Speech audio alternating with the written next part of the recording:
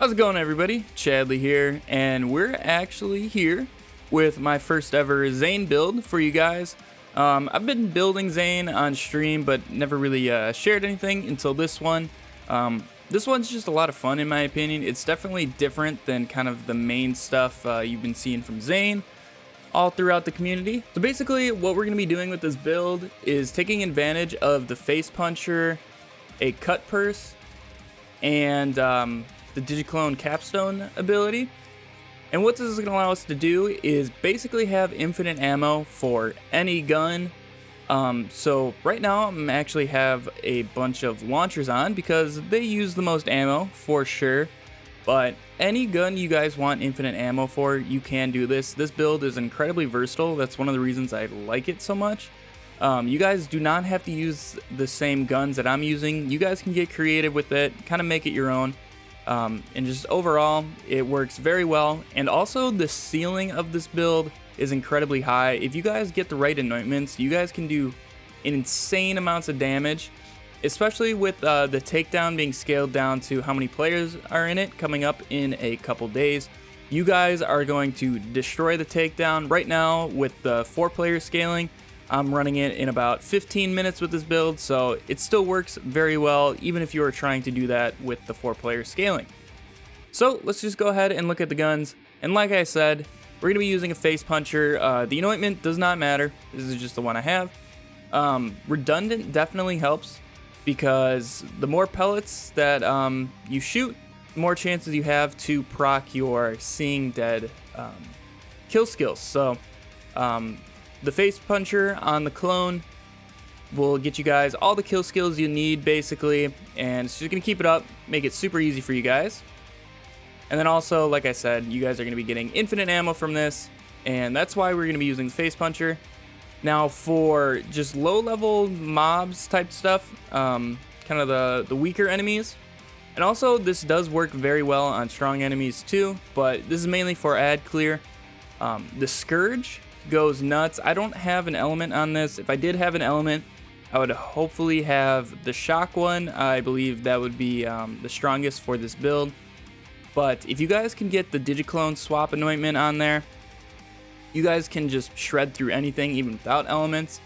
So basically all you do is shoot this down like a long stretch with a ton of mobs, and this thing's homing rockets that kind of spin around the main rocket are just going to go ahead and track and murder everybody. It's a great time. It works very well for clearing large amounts of ads, and this works very well in the takedown as well.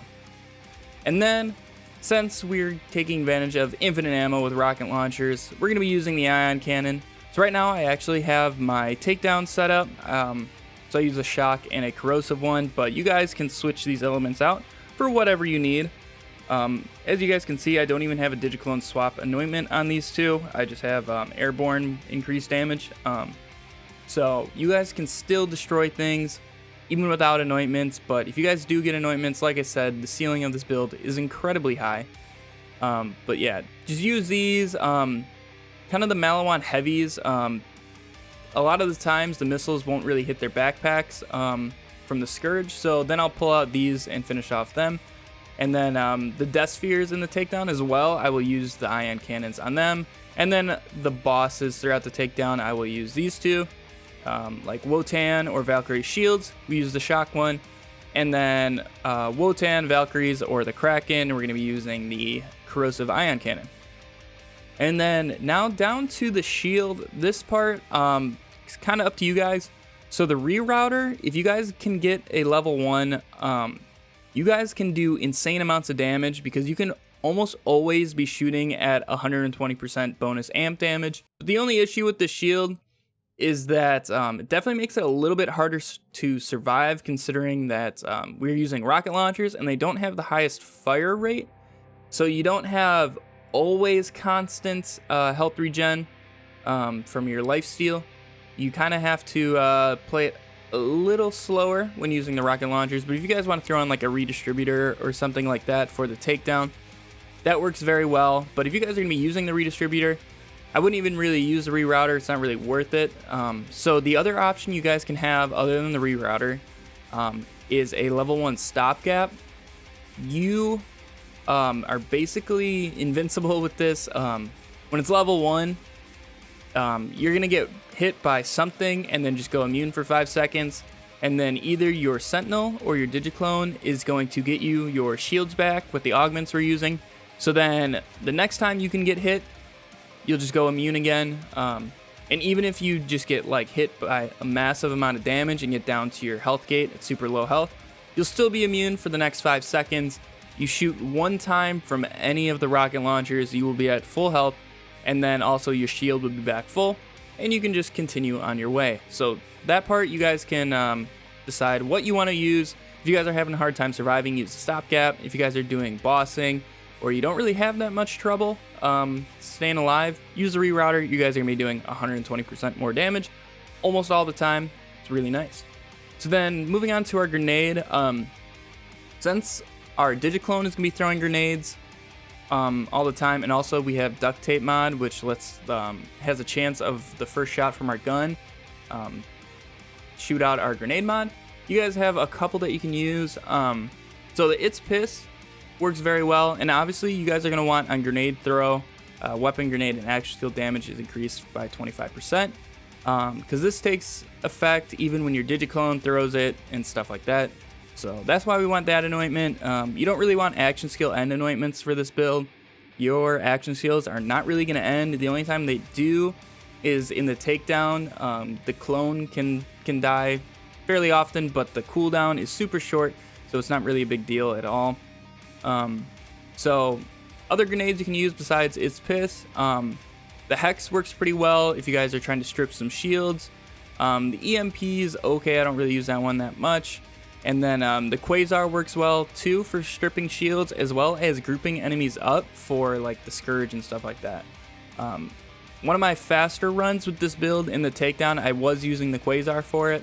But if you guys are doing bosses, I would definitely use It's Piss. And like I said, you guys don't need the anointments.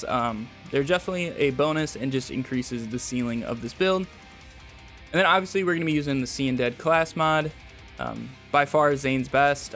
With this class mod, you guys are going to be wanting 4 into Donnybrook and then 1 into Playing Dirty. Playing Dirty with 1 point in there gets it up to 90%. But with Death Follows Close, they'll actually put it over 100%. So that extra 1 point in there, if you have 2 from the class mod, is not really worth it, in my opinion. So that's what you guys are going to be looking for the Seeing Dead class mod. Then obviously anything to help out with like splash damage, rocket launcher damage, or well, heavy damage, sorry. Stuff like that on your Seeing Dead would be perfect, but you don't need a perfect one. I have by far from perfect one, and you can still just destroy things. And then for our our relic, we're gonna be using a cut purse white elephant.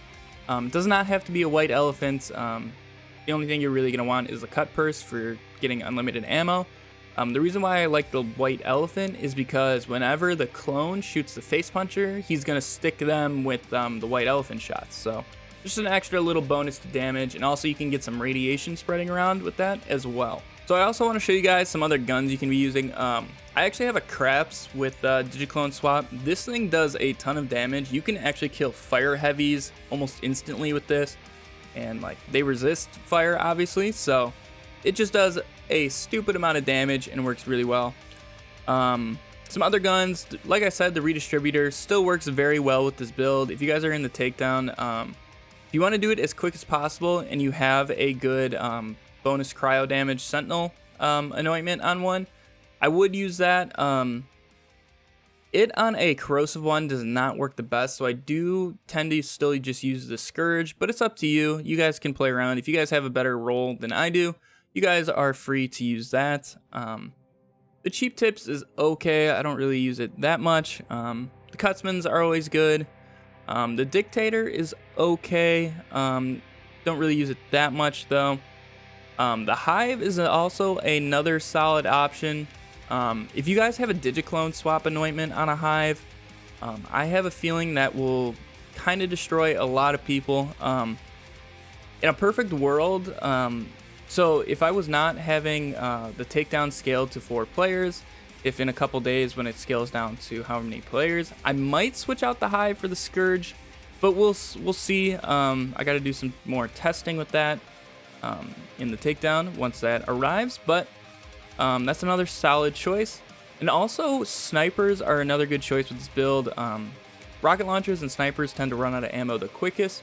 So if you guys want to be rocking a Lyuda or something like that, especially if you guys have some good rolls with anointments and all that, that's another solid choice. But let's go ahead and look at our skills. So we're going to start here in the Hitman skill tree.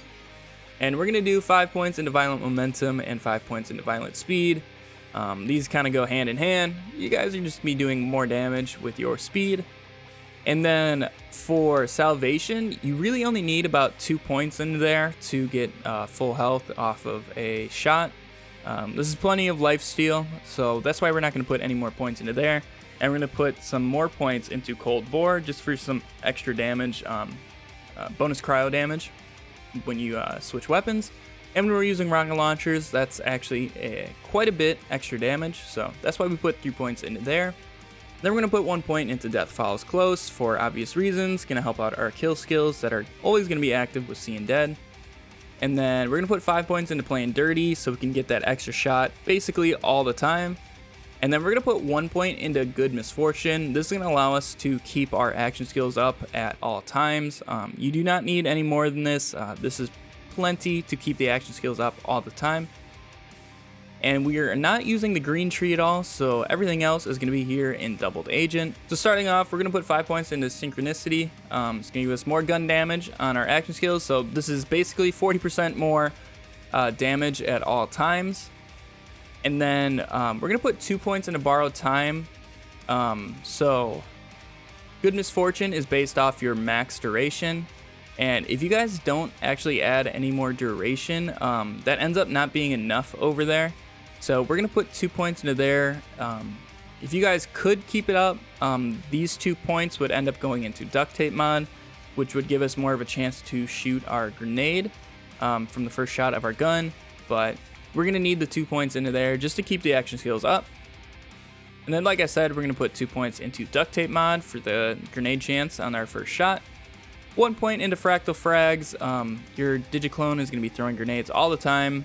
And then that really helps out, especially if you have the on grenade throw anointments.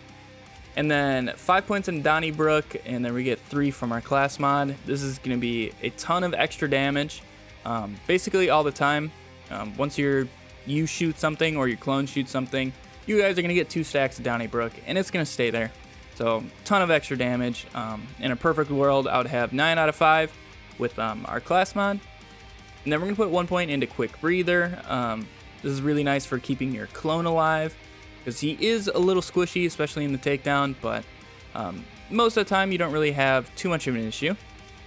And then we're going to put 1 point into Pocket Full of Grenades, because any of these skills that throw a grenade actually do use your grenade reserves, so you guys are going to need a little bit of grenade regeneration just to keep grenades up at all times, so your Digiclone can just always be throwing them. And then Old U, this is going to help you guys save yourself if you happen to go down. There are definitely some times you'll accidentally switch places with your Digiclone right into your like Scourge shot or something. At least I end up doing that a lot. So I do that just in case I can't get back up. And then we're going to put 3 points into Supersonic Man just for some more movement speed. You guys are going to be zooming around with this build. You're almost to Amara speed actually, which is really nice. And then we're going to put 3 points into the Trick of the Light, because we're using Which One Is Real. And there's a lot of times all the enemies will just turn and look at your Digiclone, and you guys are going to get extra damage on them. Then we're going to put 1 point into Boom Enhance, going to help out our Digiclone. And then finally, 1 point into Double Barrel. This is going to allow us to get our current weapon over to our Digiclone. So the Face Puncher, and in turn Infinite Ammo, what this is all built on. And then our other Digiclone augment, I forgot to mention, is going to be this one. You're going to get your shields back based on the damage the Digiclone takes. And all you have to do is let your Digiclone get touched, and your shield would be full, especially if you're using a level 1. Like I definitely suggest shoot for level 1 shields. If you guys don't know how to get that, basically get whatever item you want to drop, don't pick it up, join somebody else's game and create a new character, just a level 1, and just have whoever you join be in Sanctuary, and you can just go ahead and walk up to your lost loot, claim it, and everything that comes out will be level 1 to like 3, somewhere in there. And then you guys can just pick up the item that you left on the ground, and there you go. Just go ahead and throw it in your bank. Also, a note with that, you have to be on the cooperative game mode. You can't be on the competition game mode, or else you cannot claim the lost loot.